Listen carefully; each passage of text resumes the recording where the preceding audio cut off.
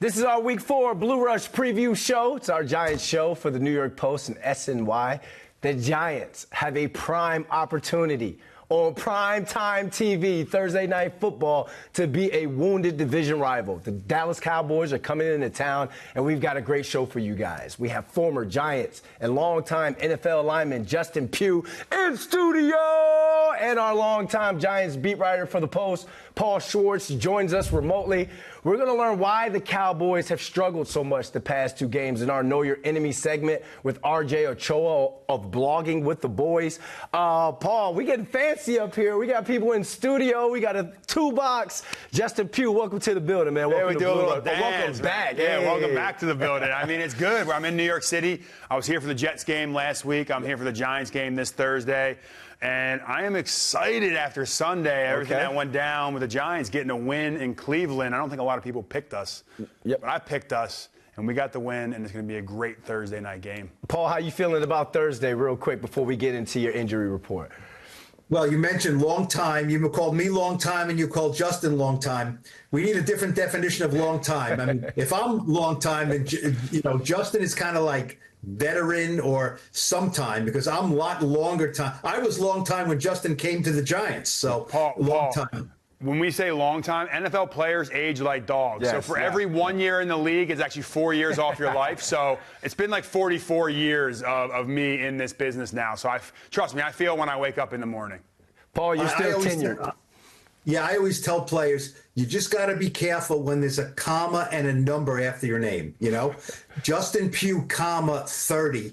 Okay, now you don't borrow time, right? We don't, when you're really young, Malik Nabers, comma, 21, good. But from about 23 to 28, we don't need any commas. We don't care about your age. Once you start getting 29, 30, and as we know, like Joe Shane with running backs, 27, it's like you don't want those commas. Look, I'm feeling...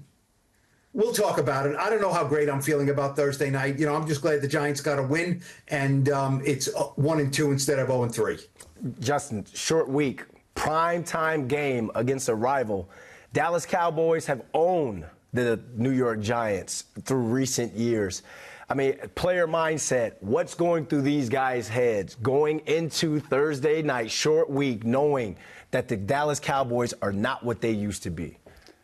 You have brothers. Yep. You know what it's like having a brother rivalry, and sometimes a big bro comes in and beats you up every once in a while. He takes your food when you want to have that extra slice of pizza. Yep. The Cowboys have been eating our pizza for way too long, and right now they are prime. And every once in a while you hit your brother and you're like, I'm back, I've grown up. That's what we have the opportunity to do on Thursday. We have the opportunity, they're in our house, to go out there and punch them in the mouth, and I am looking specifically at this revamped offensive line, motor Singletary in that run game to get going. We have the opportunity to punch the big brother back, to knock the bully out, and I think we have a prime opportunity on Thursday on prime time. Yep, my big brother used to whoop my bleep when I was a kid, but then I got to college, a strength and conditioning program, slammed him on the car, and I wish it was on Thursday night when primetime TV when I slammed him on the car, but I was little brother no more after that. Paul, thoughts going into Thursday night, and then give us your injury report, please. Well, the injury report is not great. You know how you guys know, Justin knows this for years, right? Sometimes you get injured in positions, right? And it's just like, it's not sprinkled there. One position gets nailed. Sometimes it's offensive line, sometimes it's defensive line. It's slot corner this week, and it's just, Nick McLeod has a knee injury. He's not practicing. He's not going to play, I don't think. Dory Jackson and Drew Phillips came out of the game against Cleveland with calf injuries. They could not return to the game. You guys know what calves mean. Calves don't come back quickly, and, that's a killer because CeeDee Lamb lines up a lot in the slot, not always, but certainly a lot. They can move him in the slot anytime they want, and so I think they'll want to a lot. And the Drew Phillips thing is really a killer because he's been playing so well. I mean, he is, one of the Giants front office people sent me a text once and said, this guy is he's a dude. They love him. He's a tough guy. He tackles, he covers, and, it's virtually impossible to replace him. You may have to put Cordell Flott inside. He's a different kind of player. So that is, I think, one thing that's an alarming trend right now that I think will manifest itself on the field Thursday is who lines up in the slot and can they stop anybody, especially if it's CeeDee Lamb. That hurts. especially when we talk about, I guess, these Cowboys receivers and Dak Prescott, who's had all type of success against the Giants defense. Dak 12-2 versus the Giants in his career, and he's won 12 straight. Cowboys receivers aren't getting the separation that we thought they were going to get coming into the season. So how do the Giants defense stop Dak Prescott and the Cowboys passing off? We can look back at the last two games to kind of get a breadcrumb trail of what tendencies we could pick up on. The Commanders was more a four-down lineman, rushing the ball, hoping to get back with four. You look at last week against Cleveland, they dialed up the pressure. They started bringing safeties in the box. Jason Pinnock was a great player in that game. What you're going to have to do in this game is take away CeeDee Lamb. Force the Cowboys to run the ball.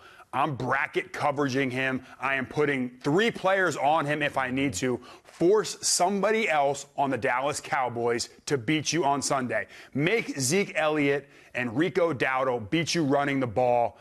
The Cowboys aren't the Cowboys of old. They don't have the same offensive line. They don't have the same interior defensive linemen. Force those guys to beat you. And I know we have some injuries at the slot cornerback position. Whoever's in there, give him help. 2 people. If they put CD in the slot, you're putting a safety over him. Maybe we move Deonte Banks in there once in a while to give him a different look. And then I just don't want to pressure 50% of the time against Dak. That is something where I think we're going to see a switch up in this game. Yeah, Paul, I got a cool stat for you. The Giants have blitzed on 43% of dropbacks this season. That's the second highest in the NFL. And blitz at their highest rate of the season in week 3, 57%. Is it Shane Bowen or is Wink Martindale back? Giants defense has been completely different and evolved throughout the season. How do they get after Dak? How do they shut down this Cowboys offense, Paul? Not by sending all those blitzes at him, like Justin said. It's horses for courses. And look, the Cowboys look like world beaters going against the Browns and Deshaun Watson, and the Giants look like world beaters going against Deshaun Watson. Deshaun Watson holds the ball too darn long, and everybody knows it. And when you pressure him, you're going to get sacks from him. You pressure Dak, he is great against the blitz. So I agree with Justin. You got to keep things in front of you.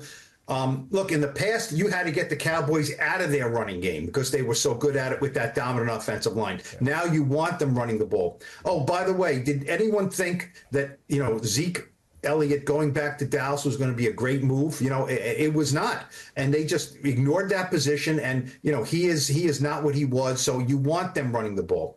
I'm most interested, though, and I think it's great we have Justin in studio now, is that, we can bring in former offensive linemen who can tell us how they think the Giants are playing and how they match up. But we can almost never bring in someone who is literally in the building with those offensive linemen. So, I want to know from Justin now, when you go into a game and you say the other team cannot stop the run, how do you think this group will respond to that? And because these guys, you were their locker room brothers for a season last year.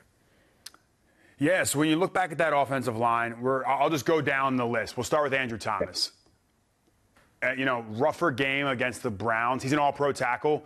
Myles Garrett is not human, so you just have to go out there and slow him down enough. We got the win. He will be back to all-pro form. He will be going as maybe the second best defensive lineman in the league right now, Micah Parsons. He's playing at a high level. He is the one guy on that Cowboys defense that you have to account for. Then we move to left guard, Runyon. What a signing. He's been consistent. He's done everything we needed him to do. John Michael Schmidt has taken that next step. He's the guy I actually look at to be like the vocal leader of the offensive line. Andrew Thomas leads by example. He's first one in, last one out. Unbelievable player. JMS is a little bit more vocal. I'll give you a good example. Last year when I showed up, I think John Michael Schmidt thought I was like an assistant in the weight room. And he's like, hey, man, make sure your meeting's on time. Like he was telling me when I walked in as a rookie, like week 4, where to be and when to be. I get to the meeting room, he walks in after me, and I'm like, hey, make sure you're not late to meetings anymore, John Michael Schmidt. He has been an amazing player to work with. I say that jokingly. I love JMS. He's taken the next step. Very sneaky signing in preseason. Where else can you go out and get a starting right guard? Greg Van Roten has come in and played great football. I saved Jermaine Illuminor last on the list because he has been my favorite to watch on film. Now, I saw him when he was with the Raiders, but he was silky smooth in his sets, using his arm and his arm length to his advantage. Great in pass protection against the Browns. The run game has been tremendous. We got to limit the turnovers with Devin Singletary, and that's where I think this game is going to tend to lean to. Get on these Cowboys early, get after them in the run game, and the Giants have depth. They have a healthy offensive line. The same unit has been playing together for 4 consecutive weeks. When have we ever been able to say that about the offensive line for the New York Giants? It means something. Wow. They're doing the O-line dinners, like all these things. I'm happy for those guys. So the O-line dinner is back. The continuity is there. And I could be stirring the pot a little bit here, Paul. It's the media side of me. Does it surprise you that Motor Singletary is having the success he's having behind this offensive line? Because everyone thought there was going to be a huge drop-off when 26 went down to Philadelphia. But Motor Singletary has come in, forced 19 missed tackles in weeks 1 through 3. That's the third most by any player this season. So from an offensive line standpoint, I know a lot of those guys, the Runyons and them, they weren't here for Saquon Barkley. What has made the Giants' run game so successful? I'm talking running back and offensive line. Talk us through team run, the run period. Talk us through the meetings when you're installing run plays. Yeah, I'm actually going to talk about other positions other than those two when we're talking about run game. When it comes to run game and you have a guy like Malik Nabers that you can throw the ball up to, it forces you to play too high shell. When I say too high shell, it forces you to keep 2 safeties back deep because Malik Nabers has shown that he's going to put on this unprecedented run we haven't seen in New York since Odell Beckham. Dare I say the name? So when you play 2 high safeties, you have the ability to run the ball. Now you have the ability to have Daniel Jones take off and run with the ball. We've shown, hey, coming off an ACL, we are not scared to put the ball in his hands and let him run. So now they have to account for that as well. So you can't just stack the box and think, we're going to just stop Devin Singletary. We're going to just load up the box and try to blitz and pin him in. The Giants are multiple. They have a receiver that can do it. They have a running back that can make guys miss, and that is where, this is where missed tackles come into play. These safeties don't know where to fit. Is Daniel Jones keeping it? Are they throwing an RPO to Malik Nabers? The offensive line is on their guys for the first time in a while, and it looks very good on film. They should have beaten the Commanders. I said this and caught a lot of slack for it. It's just one catch, one kick away from beating the Commanders, who look like the favorites in the NFC. They look like the best team. The Eagles don't look great on film. The Cowboys don't look great on film. The Commanders actually look good on film. The Vikings are much better than we gave them credit for. So maybe the Giants are a better team than we're also giving them credit for. So Giants fans, stop talking about draft picks. We're going to go win on Thursday, and we're going to talk about trying to get into this wild card. Paul, it brings me back to last year when Michael Parsons was talking about Daniel Jones and preparing for Daniel Jones and Saquon Barkley. He's saying the defense, you prepare for 26, which means that there's going to be an extra safety in the box. But now you're saying that because, like a good neighbor, Malik Nabers is there on the outside. Now they have to go 2 high safeties, and now you can run. It's advantageous for the run game because there's only 7 in the box as opposed to 8. Paul, Malik Nabers, first prime time game against the Dallas Cowboys, 2nd in the league in receptions. Could this be his official I'm here moment if he lights it up and has an Odell moment against the Cowboys on primetime TV? Yeah, I wrote about that in the New York Post today. It's look, I was there for Odell, and I think Odell became OBJ that night with that catch. He became OBJ as soon as LeBron James tweeted, oh my God, that's the greatest catch I've ever seen. It changed. I mean, it changed. Justin knows. It changed for Odell. I'm not saying Odell was a bad guy. He wasn't, or that he didn't work hard, or he wasn't a great player, but it changed. He went from being a Giants receiver to like a star of the world kind of thing. You know what I mean? And it was a burden that, Odell at times often found hard to live up to, that this everything for everyone. Malik Nabers is not there yet, but yeah, this is his first game against the Cowboys. It's his first national TV game, Thursday night game, to where stars are made. He looks like a star. There's no question about it. I love the fact that he was hard on himself after that drop against the Commanders. He was really hard on himself, and Dexter Lawrence actually told him, look, you didn't let us down. It's going to happen. You got to pick yourself up. Don't worry about us. You're fine with us.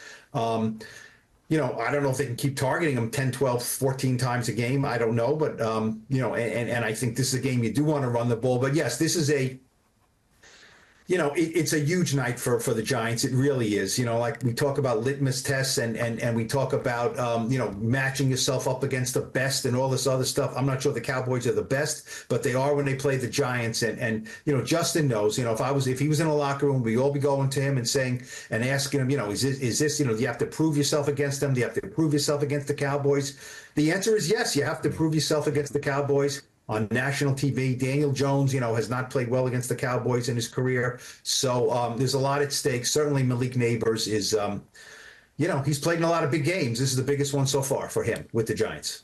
Pugh, Malik Nabers, 23 catches, 271 yards, 3 touchdowns on the season. You mentioned the attention that CeeDee Lamb should command. Malik Nabers is pleading the case or showing a case why he deserves that type of attention. You mentioned a functional run game. Now, I got some other numbers for you. Wan'Dale Robinson, 15 catches on 24 targets. Darius Slayton, 7 catches on 10 targets. You got the home run hitter on the perimeter. You got a solid run game. Is it time for the Giants offense to evolve even more and involve more guys in the pass game? Let's not get too ahead of ourselves. Oh, wow. Yet. Come on. Let them eat. Like, Let these guys I eat. love the three-headed approach right now. Okay. Slayton has been that deep shot guy. I mean, people want to talk about Darius Slayton. Yeah. He's been as consistent for the Giants throughout his career. We were talking about it earlier today. Like, he's that deep shot guy. We know they got Jalen Hyatt, a deep shot early in the game. But what I want to do is let's stick to the 3 right now. Okay. Daniel Jones throwing and running the ball. He has to run the ball to be effective. Devin Singletary handing him the ball and then taking our shots to Malik Nabers. Like, we've won 1 game. I am very optimistic from the film that I'm watching that we will win more games. But we have to protect the ball. We have to eliminate catastrophic errors. And if I'm throwing a 50-50 ball, it's going to Malik Nabers right now. I think the Cowboys are probably in their head, they're thinking, we're going to put Diggs on him. We're going to let him kind of go on an island with Nabers all game. That is the matchup to watch on the outside. If he can handle him one-on-one, they will be able to bring that extra safety down into the box. Mike Zimmer likes to be multiple. He likes to be exotic. We will see what his game plan looks like because he doesn't have the defensive linemen to just line those guys up and stop the run. Eventually, he's going to have to drop a safety into the box. Paul, for him to say that if he has a 50-50 ball, he's throwing it to Nabers, what does that say to the other receivers? They've made plays throughout the spring and the offseason and training camp as well. Do you feel as though this could be the game the Giants offense evolves and takes an even bigger step when it comes to the pass game and explosive plays?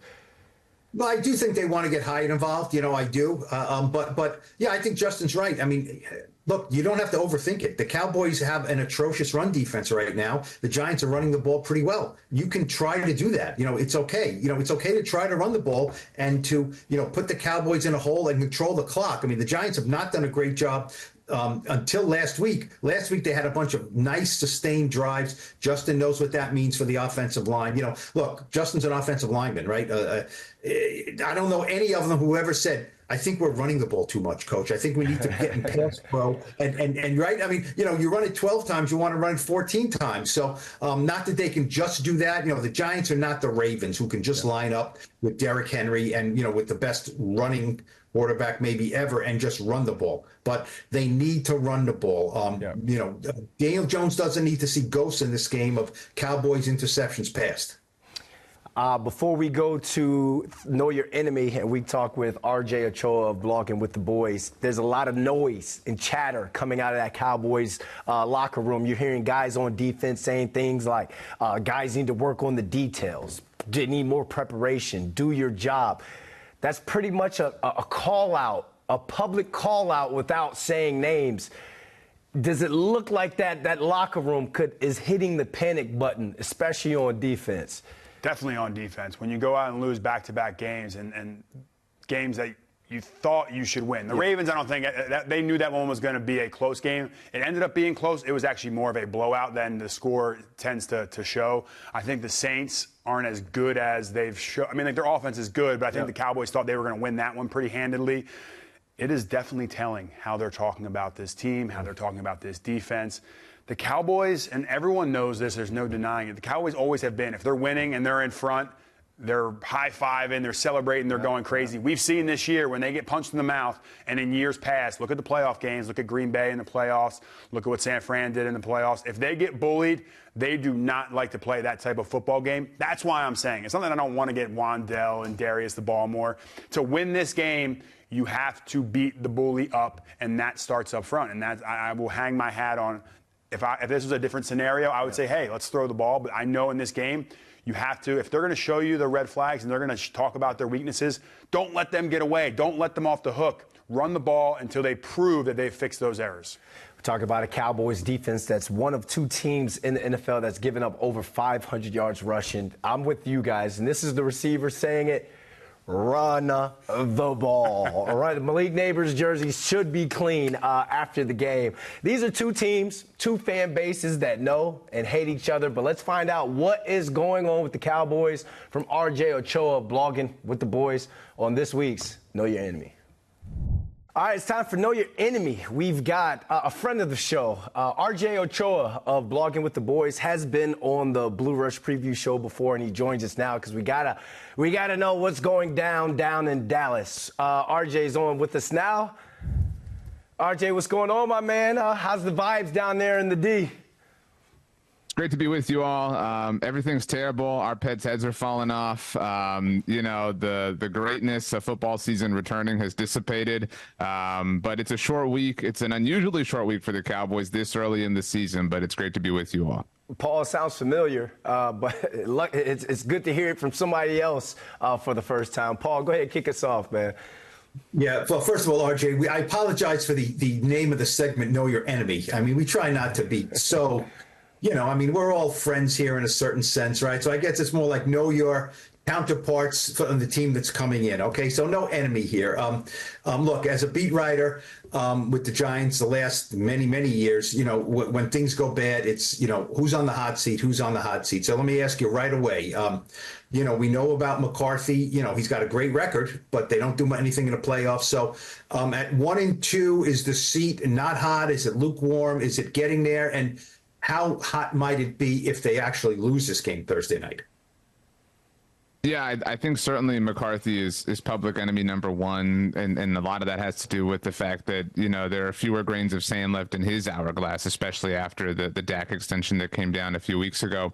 And I think you both understand that the Cowboys have had a lot of success against the Giants, not just in the McCarthy era, but the Dak Prescott era. And so to lose this game, I feel like would be a real, oh my gosh, you actually lost to the Giants. That never happens to the Cowboys. And again, I say that respectfully. And so would the Cowboys make a change after a Thursday night game? That's a common time, obviously, for some NFL teams, but it does feel rather early. McCarthy's on a one-year deal, so is his staff for the most part. And so this is kind of shaping up. It feels very similar, not quite to Jason Garrett's final season with the Cowboys, but to Wade Phillips' last season in 2010. And incidentally, his final game was a loss to Mike McCarthy's Green Bay Packers. So it is about as bad as it could get. And I do think that a loss to the Giants specifically, wouldn't be the straw that breaks the camel's back, but would at the very least, maybe you get the paperwork started in some different respects. Well, when we talk about the last two meetings last season between the two teams, the Cowboys outscored the Giants 89-17.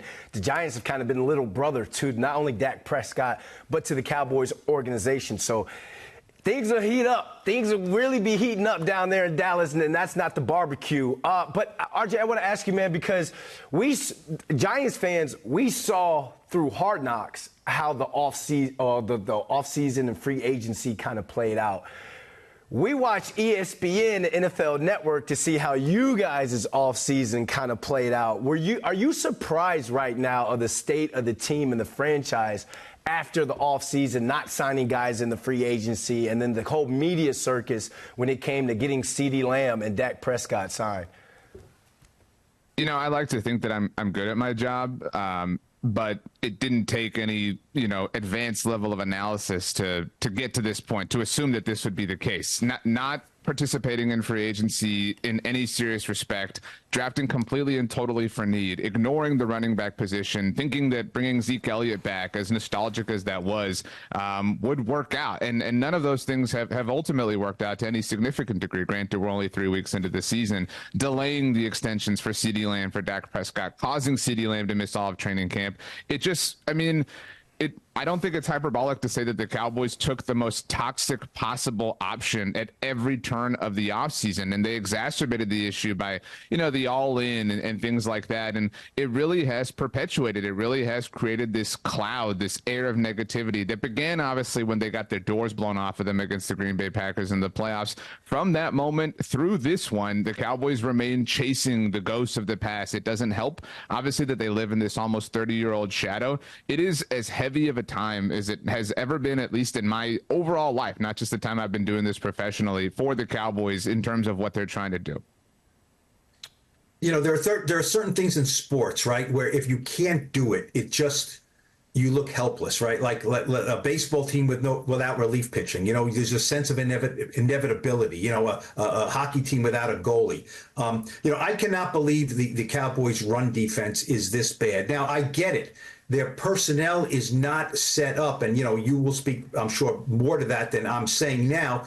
It's not set up to be a stout run defense. I get it. It's an attacking, we want to sack the quarterback run defense. I get it. But, 557 rushing yards, that's the most through 3 games for the Cowboys since 1963. I mean, that's a long time ago, right? The Cowboys have not been around, quite as long as the Giants, who are celebrating their 100th year. So is it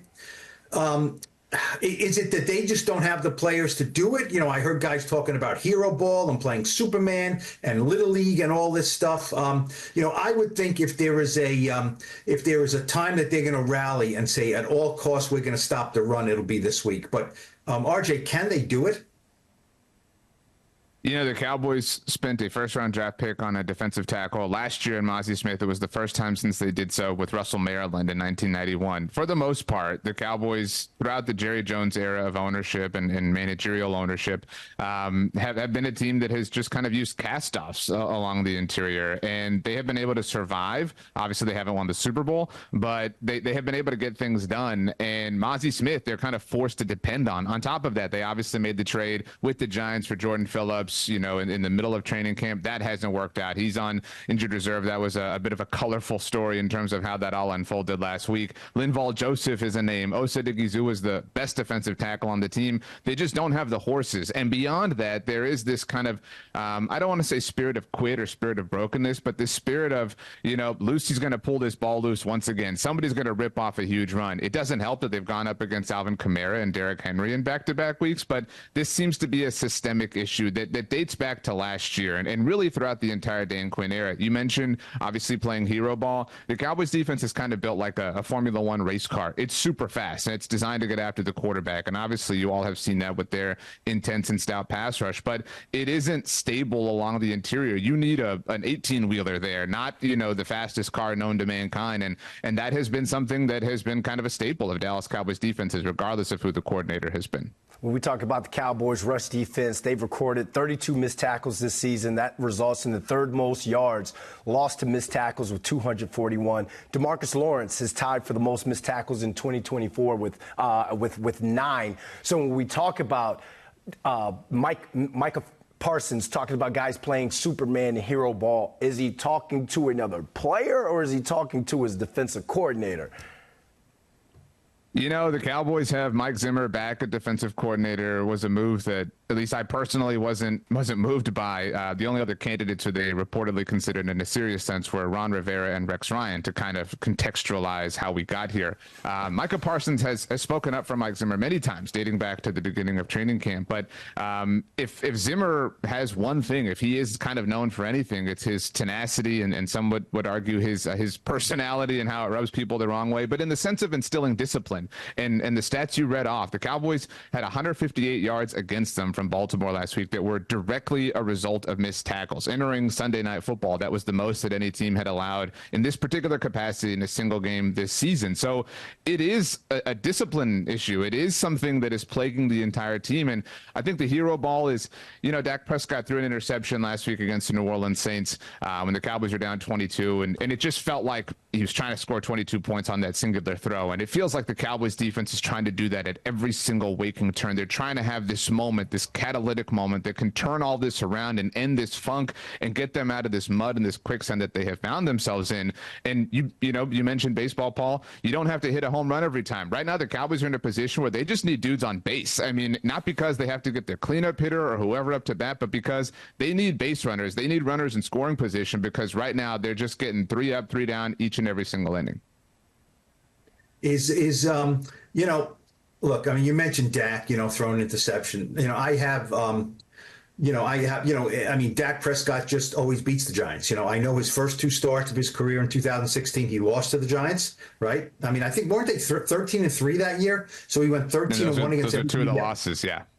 Yeah, 13-1 against everybody else and 0-2 against the Giants. Crazy. That was, you just look back. It's a long time ago, but it's not ancient history. That was the year where we all thought, wow, Ben McAdoo, first-year head coach. The Giants got something here. And he didn't even make it out of the second year. I mean, things go fast in the NFL, right? But, Dak is there. He's paid. He's not going anywhere. There's no power struggle, right? I mean, if McCarthy's there, not going to be there, Dak is still going to be there. So, I find it hard to believe that Dak is not going to come in and have a big game. Now, CeeDee Lamb, I know all that drama that went on this summer. He just looks a little rusty, doesn't he? And is that because he wasn't there? Is that because his head wasn't in the right spot? And clearly they don't have a lot of horses, right? As you mentioned, they have CeeDee Lamb, they have Dak, they have a nice tight end. Is there that much else that really will frighten other teams? To be honest, no. I mean, from a skill position standpoint, it's CeeDee Lamb and some dudes, right? Like you mentioned, Jake Ferguson's kind of a dude with a capital D. Brandon Cooks is nice. Jalen Tolbert's nice, but there's nothing in the run game that terrifies anybody. So it does kind of come down to the 2 dudes who were recently paid in Dak and CeeDee. Now, last week was kind of everyone's worst fears being totally and truly realized with regards to Lamb specifically. He has, I wouldn't call it a tendency, but last year the Cowboys got blown out by the 49ers on Sunday Night Football, and Lamb was seen, what some people would describe as pouting. We saw that behavior in the Green Bay Packers playoff loss last year. I'm not a body language expert, but it did not look great this past Sunday against Baltimore. It looked like CeeDee was dejected. It looked like there were some issues of that particular cut between this team, which is representative of the fact that things do seem to feel a little bit toxic. So if you're talking about he's Batman, this isn't the Avengers, and Batman is upset and morose to whatever degree that he may or may not be, it just creates more dysfunction for everybody to try and work through. The Cowboys mounted a cool, cute little comeback of sorts last week against Baltimore, but that comeback involved Hunter Lipke and Jalen Tolbert and Kevontae Turpin. And you tell me if those dudes scare you, because it's really going to come down to that. Now, can Dak Prescott will another Cowboys victory against the Giants specifically? I'd have a hard time not believing that the case based on all of history, as you mentioned. But it is as dire of a set of circumstances that it has been in the Dak Prescott era for this team. It's reminiscent of 2018 when they had just released Des Bryant. Jason Witten had initially retired to go do Monday Night Football, and they had what they called the wide receiver by committee that was so bad that they had to trade for Amari Cooper midseason. Talking about that receiver by committee and CeeDee Lamb being frustrated against the Ravens per Next Gen Stats, none of the Cowboys receivers met the league average of 2.96 yards of separation. What are they doing right? Because obviously, it's the Giants. It could be a good get right game, RJ.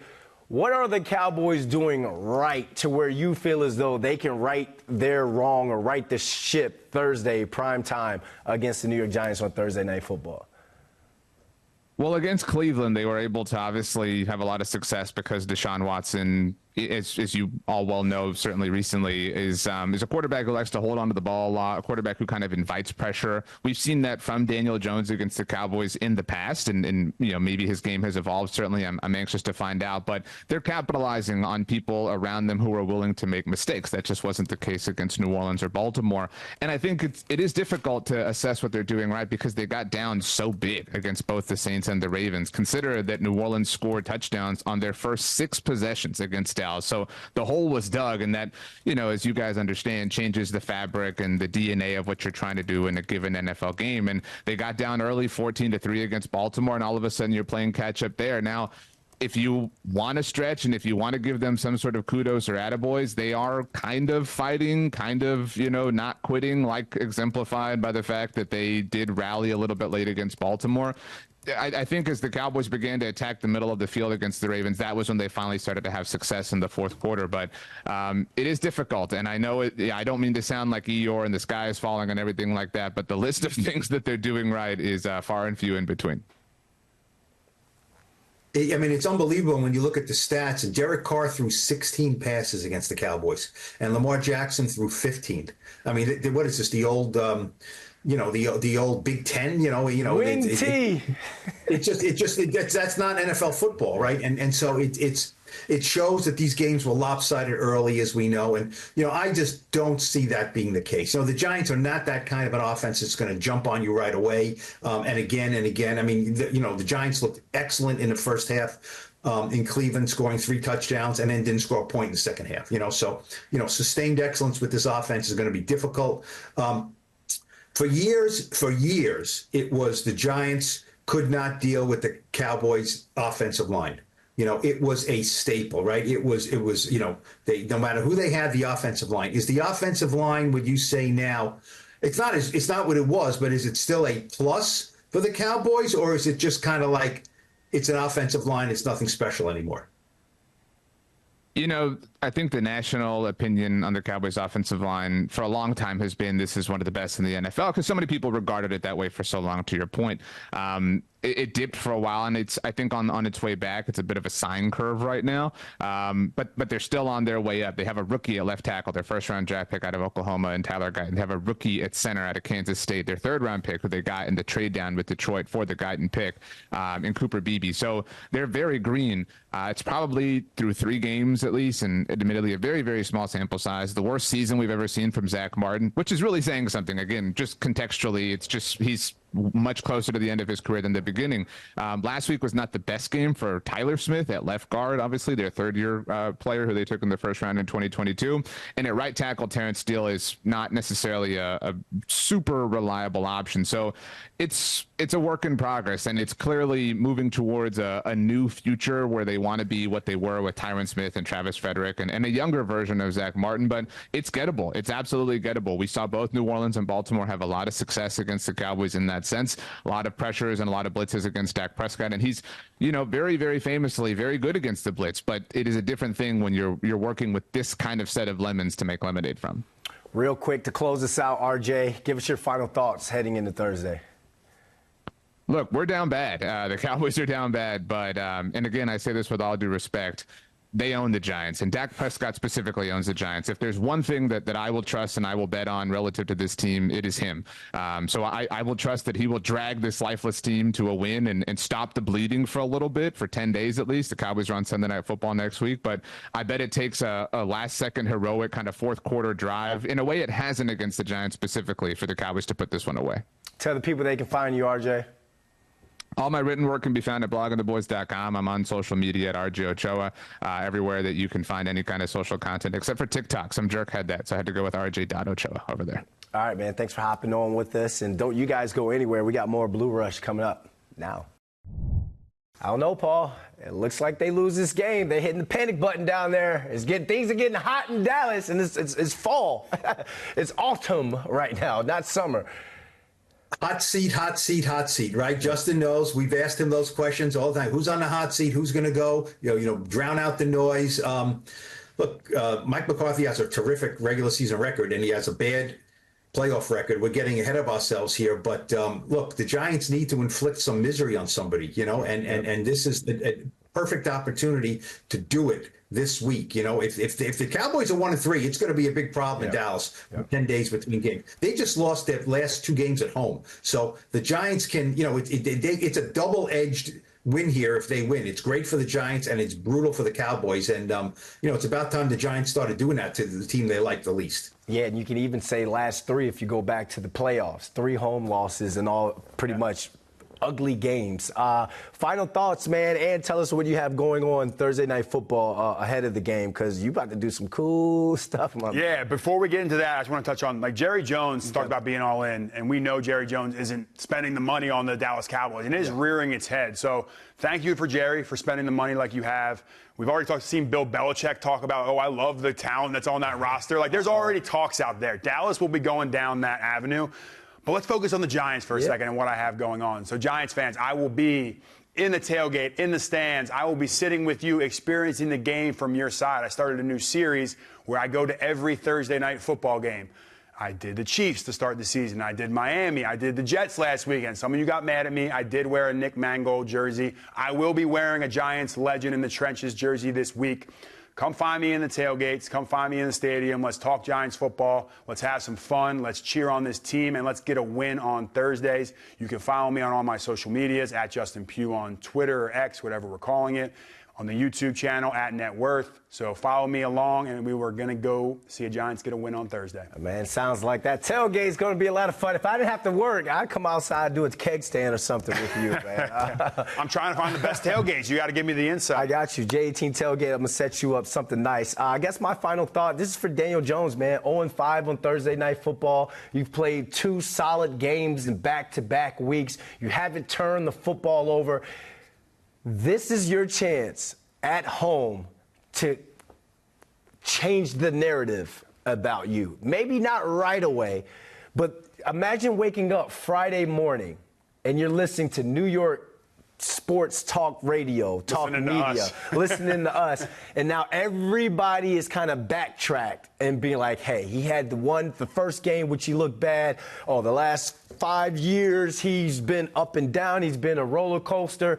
But the boy just beat the boys. You're going to get the love here if you come out and you beat the Cowboys on Thursday Night Football. In the words of Strahan, stomp them out. Paul, kick us home, or what's your final point?